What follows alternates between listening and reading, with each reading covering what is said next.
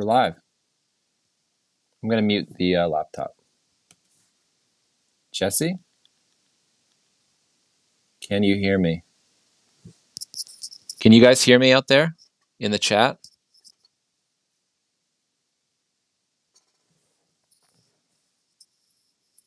Can the chat hear me?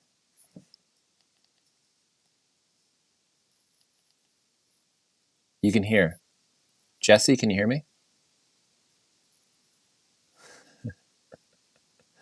All right. Can't hear Jesse. Hey, Gene. Jesse can't hear me. You can see Jesse, but you can't hear him. There's Jesse's panic face. Jesse, can you hear me? Jesse, can you see me?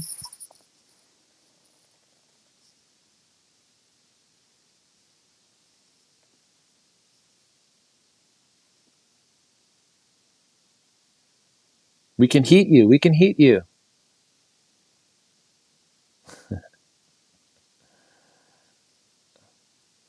No, I can't hear you.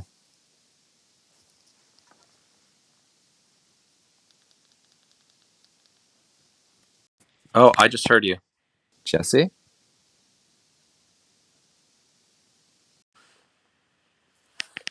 Hello, hello? What about now? Oh, I can hear you now. Hey. I don't know why the headphones aren't working. Let's see. Should I use? Oh, they work now. Okay, everything's working. Hey! Hello, everyone. Hello, DFA lovers. How's it going? It's 11:32. Our time. What's going on, Jesse? Well, I'm not wearing any pants. I saw that. Because I forgot about this. And then what a I surprise. decided if I put on a hat and a shirt, I would look like I was dressed. So I'm not going to get up at all. But just know that down here, the guitar is also being used as a bit of a privacy barrier. Yeah, like a Red Hot Chili Peppers outfit. Finally. You had a Mennonite call you. I have the Mennonite phone number now, but so they use the community phone. I see them in town here, and they just use the payphone, and they call, like, it's like Bill Murray's agent, right? He like calls 1-800. They call that and they get a message. But apparently you can't just summon them that way. You have to go to them first, make a formal introduction, talk to them, and then you can use the hotline after that. If you want to feel really shitty about your own personal garden, you go to a Mennonite's house. Oh, I see them all the time. They're incredible. You see what a garden is supposed to look like. They're incredible. I'm just like, who's doing that?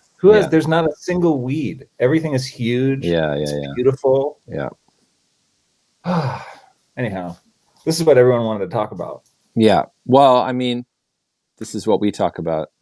It's true. when there's no chat involved. So I also wanted to mention to you, Sebastian, that I haven't watched this final cut of the video. So when it comes on in 20 minutes, 25 minutes, I'm going to see it for the first time too. Nice. I'm excited, but the files are too big, and I just didn't want to download a 18 gig file. I looked at it and I was like, it's probably good. It's probably pretty good. I don't live in the sticks. Oh, I'm getting, see, this is the kind of text message you get in the country. Are you ready for the brick anytime soon? Someone's trying to bring brick to me. Okay.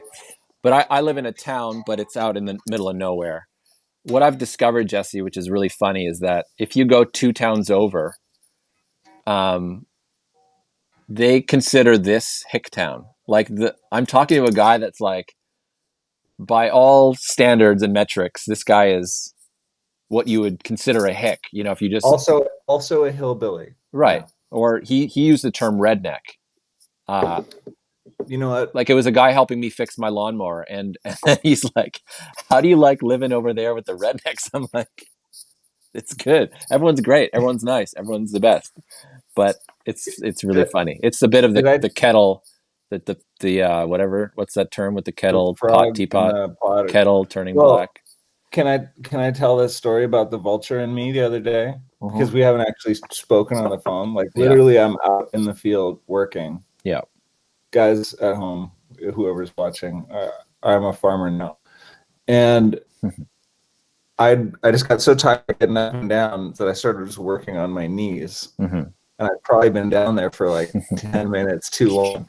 And I look up, there's these 3 vultures circling, and then one just kind of comes like this, like he's coming in for a landing, and is just coming right at me, looking at me, and holy shit! And I jump up and start waving my arms like I'm not dead. And then afterwards, not yet, you vile creature. Well, that's what I was like, yeah. And then like an hour later, one of them came back just to check, like, is he yet? And I did feel like I was going to die, but you know, it was hot. It was a lot of up and down, a lot of carrying things. I hear you. So we have, we're premiering a video today. We made a video for Modern Guy. First song off is for Lovers. The song is about who cares, doesn't matter. The video is cool. The video is, you'll see, but it's when we were asked to think of a video idea for this song, I instantly thought it has to be a driving video because the song is so is the right word, propelling. It propels forward. It's just a very forward moving song.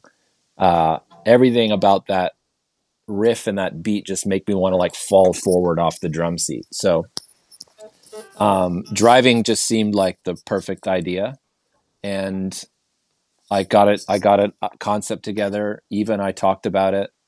We brought it to her producers. They said, there's no way we can shoot this for the budget you gave us. And then the record label said, well, how about we get our great director, Alex Smith, to help out because he's in-house. He works for the label, and I think he'll do a great job. And I thought, you know what? Let's give this kid a chance. And he came back with a treatment that was so ambitious. I right away said, and he was like, the treatment had like clips of Tenet and all kinds of like crazy car chase scenes. Bullet, like there was about $1 billion worth of car chase footage in that treatment. I thought, this fucking guy's insane. There's no way that he's going to pull this off unless he comes back and says, okay, this is how we're going to do it. I've got like pulling in a favor for a location, pulling in I know a couple of stunt men, blah, blah, blah, blah, blah. Like I wrote out this fake email. Unless he says this video is not happening. And then Alex basically sent back that email. He was like, this is how we're going to do it. And then we just had confidence and then he pulled it off. So we're going to watch that video in, 22 minutes. But for the time being, we're here to do Q&A, and also we've got some stuff to talk about, just like some stuff that's coming up with our band. Oh, we filmed it in Hamilton. Yeah, Hamilton, Ontario. In a factory that Stelco has not used in a long time, but it was really cool because it was like if everyone had just suddenly died. Yeah. You know, like everything was there, all the little jokes that had been stuck on like the pin board, all the union stuff. Like, this is what your retirement wage is going to be if you keep working until you're this old. Like, yeah, there were like pension rates posted on the board just for incentive. If you keep working, this is how much money you're going to get a month. Just keep working. What's that? What's it called? A luminal space. If someone knows what I'm talking about, but it was such an interesting thing to be in this space where it was like all the humans were just removed in a moment, you know, and this is what it would look like. It also really felt like it would be a great Call of Duty level. It smelled like my dad used to own a business, and there was a warehouse out back, and it just smelled, it was like a bearing business. So it's just this like the smell of industrial lubricant, just like industrial grease And when I walked in there, I was like, "Oh, this smells like my childhood," because I used to practice. My band used to practice in that warehouse. We would just set up our stuff in the middle of it. Had that smell. Do we Wait, have any? didn't we make a video in there? Yeah, we did make a video in there. We did. We Yeah, made our yeah, very yeah. first video in that factory. I'm gonna edit that someday, and we're gonna put it out. I have all the footage. Oh boy. Yeah, I have that reel-to-reel machine downstairs. I have that reel-to-reel machine there. Hmm. Are there? You guys have any questions? Jesse's deaf. Liminal space. I probably am a little bit. Jesse's deaf. I mean, I'm definitely. I'm not. According to the test, it's like a high B flat. I think that I don't really have anymore. Well, you're lucky because I can't sing that note. Oh wait, I'm supposed to scroll in this thing, this chat thing.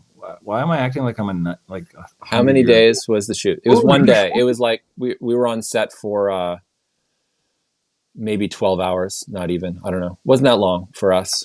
We were we did some driving, but there were some stunt gentlemen there, and at some point they wanted us to get in the cars with them, not the stunt drivers, with the director.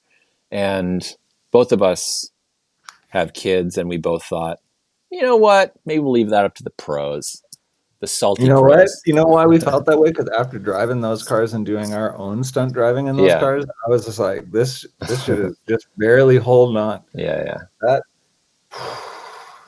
like there was no hard gear. Everything was like a smooth. Everything had rounded off. I think some stunt driving had been done in those vehicles previously. Sophie asks, how's the house? The house is great. How's the farm? How's the farm, Jesse? Farm is good. Farm is hot as balls. How are you guys coming to Sweden? Yeah, we'll come to Sweden. Touring, we'll talk about that a little bit later. Sweden kept me from going blind. Physical single in the near future. Yeah, we're putting out I think we're doing a physical copy of Free Animal, I think. Yes. Did you record Is for Lovers using a drum machine? No. We played everything together in a room. And there's no samples except for in Love Letter. There's a sample. Didn't you add a snare to Mean Streets? Yeah, Mean Streets and what's it called? Yes, Paisley Princess. I do have irrigation, and it came from Quebec, from Dubois Irrigation in Quebec, and they were very helpful and did the math beautifully for me. Remix album, maybe. JFK ever get his driver's license? JFK's having his driver's license for like almost 30 years. It feels I got my driver's license when I was 31 years old, and so now I'm 42. So I'm Kiki. I think Mean Streets is the single for me. It was the first song that I think we had mostly done. I think Mean Streets was one of the first songs that was actually like all written. I'm pretty sure that was the first song you sent me to have vocals on it. Oh yeah, that wasn't the first song that was all written though. The first song Sebastian showed me that had his sweet voice on it was Mean Streets, and I was like, boy, this record's going to be great.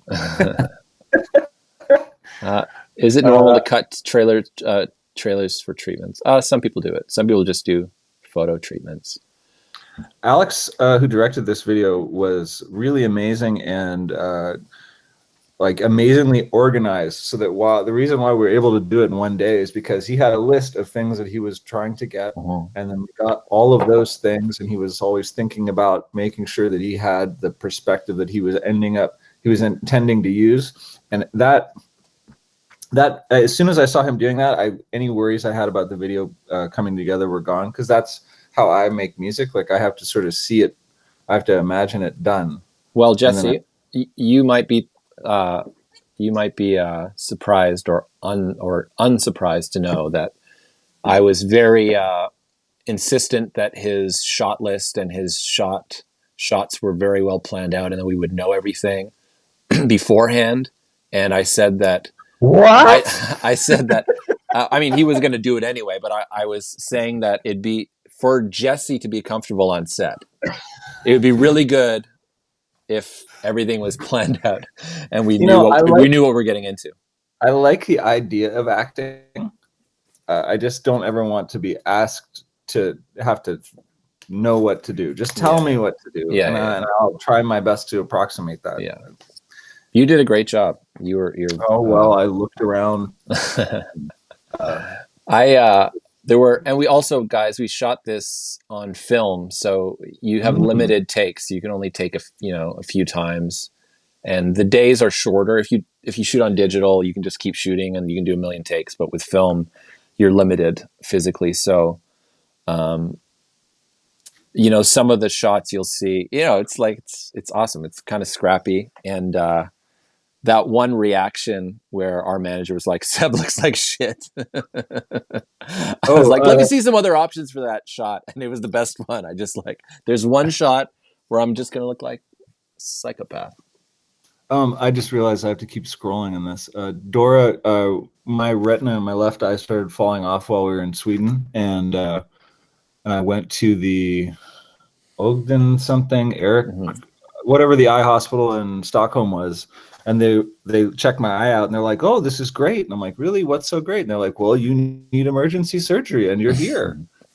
But what was funny was that because I was from Canada, they put me in like a sealed room away from everybody else because they didn't know what my Canadian germs might infect the good people of Sweden. But they fixed my eye, and I mean it's still a little. It's not the eyes of my youth, but I can see pretty damn good. But yeah, I was in the right place. If I had been in any other, I think there's only 3 eye hospitals in Europe, and I happened to be a few blocks away from one of them. It was very nice. It was, we had to cancel the show because his retina started detaching at sound check. And I went to the show anyway to make a statement to apologize to the audience. And we were playing with Fiddler that night. They were opening for us, and then they ended up just doing the whole show. I had no idea about Fiddler at the time. I'd never heard them. And I went, did the announcement. I was like, "Oh, sorry, blah, blah, Jesse almost went blind this afternoon. He's in surgery, so we're not playing. Apologies. Here's Fiddler." I went and just got shit-faced backstage drinking red wine. Didn't watch the band like a moron, and then left the show. And then maybe a month later, Sosno sent me that first Fiddler record, and I fell in love with it. Listened to it 1,000 times. I was like, "Why didn't I watch this band?" Someone's asking about favorite mic. I really love this, which doesn't have its windscreen on it, but it's an SM5B. It's a Shure microphone that I use for all the vocals on Is for Lovers. And then I've got this other one, which is a mic I bought after working with Dave Sardi. It's called a AKG D19, and it's like the Ringo Starr overhead drum mic. They used a bunch of these on the Beatles drums. So, and then this one too, which is what is this one? What's the call sign on this? Was it a D20? Yeah, no, it's not a D20. It's a D something else. What is it? It's cool how you're mobile. Well, I'm just sitting where the record was mastered. It's a D25. Okay, I knew there was a 2 in the beginning. I love those mics. They're on everything now. Isn't You're a Woman, Cameron Ross asked, do you consider re-releasing Your Woman on My Machine on vinyl? I mean, isn't it still out there? But yeah, we are. Yeah, it's all a Dan Armstrong bass. It's in the other room. I'd go get it, but then you'd see that I'm undressed. What? Cheap beer. Ooh. Wow, there's a lot of stuff here. I'm having a hard. Oh my god, I could keep scrolling forever. Yeah, there's a lot of questions. I should probably do this. Say the stuff that we're supposed to say. Oh, the other stuff. Okay, let me go through it. We talked about the music video. Okay, so we're playing some shows coming up. Hey, can you believe it? Okay, the first show we're playing is August 7th. It's Rock La Cause in Victoriaville, Quebec. Did you guys just see Jesse's underwear? His tidy whities he's had since the band started. Oh, nice. No, these are. Okay, so we're playing August 7th, Rock La Cause in Victoriaville. We're playing September 17th, Iceberg Alley in St. John's, Newfoundland with July Talk. Ah! We're playing September 19 in Las Vegas, Life is Beautiful with Billie Eilish and others. I think Billie Eilish is a psyop, but you can, I like her. Yeah, what's not to like? See, your daughter's not old enough to be saying to you, "Dad, can we listen to something in the car?" And then puts on Billie Eilish, and they know all the words. I know. And I know. I'm very impressed with the production. The production's great. Her brother is the guy, right? He does all that stuff. Mm-hmm. Apparently, but I think it's all fake. Anyway. Joan's going to come to Victoriaville, Quebec. This is Joan. Yeah, Joan's never get to come on tour with us before. She's going to come. All details. Okay, so also, guys, we're going on tour. Oh, yeah? We're going on tour. What? Yeah, we're going on tour. Yeah. In 2022. Yeah. Which still feels very far away, although I can't believe the year's half over. I'm reserving all of any piece of anticipation for basically the day before. Well, fake Seb confirmed it. Okay, good. I am excited. Yeah. I'm excited at the prospect. Yeah, like tour for me is a chance to. That's when I get to play the best. Like you get to rehearse and I get to practice in like the most severe circumstance every single day, and I love feeling challenged, and I also love finding out how much. And I know I've said this a million times over the years, but like the songs get better when we've been playing them on the road, and I'm excited to play these new songs because I know that I'm going to play them better by the end of it, and things will evolve. And like I know that sometimes even when we go back and listen to are you going to snore awake? We listen to the record version of songs we've been playing on the road for years, and I'm like, man, there's so much stuff missing because it's evolved since then, and I can't wait. So we are playing. Pre-sales start on July 20th, and tickets go on sale officially on July 22nd, 23rd. There's some asterisks here. We are playing in Washington, D.C., Philadelphia, Brooklyn, Montreal, Ottawa, Toronto, Guelph, London, Cleveland, Detroit, Chicago, Minneapolis, Winnipeg, Calgary, Edmonton, Victoria, B.C., Vancouver, B.C., Tacoma, Washington, Portland, Oregon, San Francisco, Los Angeles, and Pioneer Town, California. I love that. I'm very excited about that festival. I've seen some great shows there. I saw Tina Weirin. Is that how you pronounce it? Tina Weirin? I saw them in Pioneer Town. I saw Caribou in Pioneer Town. I saw Steve Malkmus in Pioneer Town. Great shows. Took my mom to see Steve Malkmus. She fell in love with him. What's not to fall in love with? He's the gorgeous older man. Does he tune his guitars yet, or is he still? He tunes his guitars. But he's got that kind of voice that is. He's not always perfectly in pitch, but it always sounds good somehow. Mm-hmm. I love that. So those are the tour dates. Exciting. Playing some great places we've played before, some new places we've never played. I'm excited about a lot of these places. We have 5 minutes until we have to get out of here, and then the video will start, which is cool. I can't wait for you guys to see it. It's a pretty cool video. It's pretty cool. I do think it's really great. And, one thing about Alex is that when I was FaceTiming with him, talking about the video, I couldn't really tell what was going on with him. He looked like a little bit. He looked cool. I thought he was a cool looking guy. He had bleached hair, like I used to have bleached hair. Like this cool guy, but I couldn't really get his vibe. And then when we met him, he's super jacked. He's he's like a gym guy, super gym guy, massive upper body, huge shoulders. And then you see this guy and you think, can this guy direct a music video with all that muscle? And you know what? You smell like a dog. You know what? Guys with He did Muscles direct really good music videos. It's possible. Well, like, you know what? It has partially to do with. This is my theory, anyway. Living in the city, when I was still living in the city, my building had a gym, and I was there 6 days a week, going crazy. And I was getting big, and then I was like weirded out because my favorite jacket, I was like, just doesn't really fit anymore. Gotta stop. And then I broke a machine, and I took a break. Strong. I'm so strong. I broke the cable machine. I ripped the cable out of the ground. I had the maximum weight on both sides on, and the thing fucking broke, and it hit me. And I thought I should take a break. And then 5 days later, I just moved to the farm 100%. So, but now out here, I'm moving way more weight. Yeah. I moved so many fence posts. I put them all in the clam of the tractor. And my lady was standing on the deck of the farm. And as I'm backing up, I didn't even think.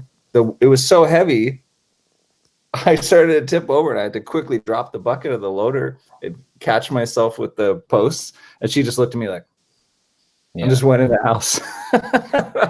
I was standing up on the wheel. Like, anyway. Handy. I move more weight now. Yeah, you're doing. It's like this is what CrossFit is. Living in the country is like what CrossFit is based on. My neighbor's daughter and her boyfriend live next door to us now, and this kid was moving, literally like moving buckets of bricks from upstairs downstairs all day long as they were taking my chimney down. And then he goes home, and his girlfriend wanted to work out. They've got a little gym in their garage. And he's like, I can't, I've been working out all day. She's like, come on. I worked today. I worked 8 hours today. She's like, I saw you work in an insurance office.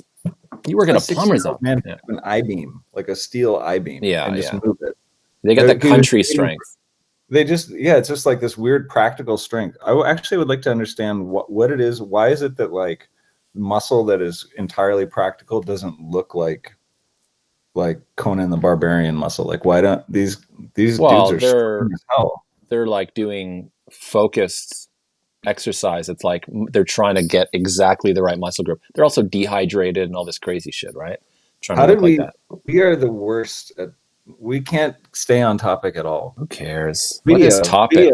Wait, I'm just gonna scroll down again. It's better to just get on chat and just talk like we're on the phone.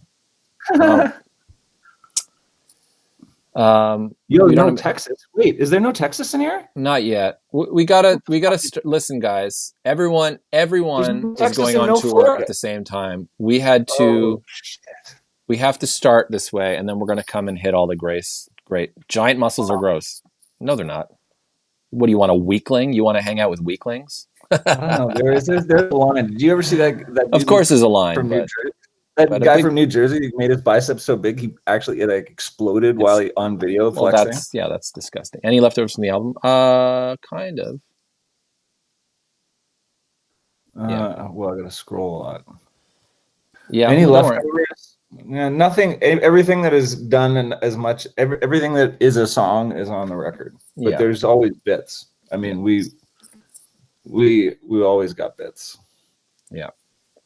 I don't write on songs unless I know I'm going to finish them. So I don't start something that I don't think I'm going to finish. Yeah, it's 11:59. Oh, okay. We got to go. Thanks for chatting with us. And wait, did we stay on right until the moment? But then what's the moment? No, we got to get out within this minute so that I can go. Seb, yeah, we'll do drum hang, Jeff. I think we live near, if you're still over on this side of Ontario. Anyhow, guys, thank you for hanging out. Enjoy the video, and we'll see you soon on tour. Bye. Bye.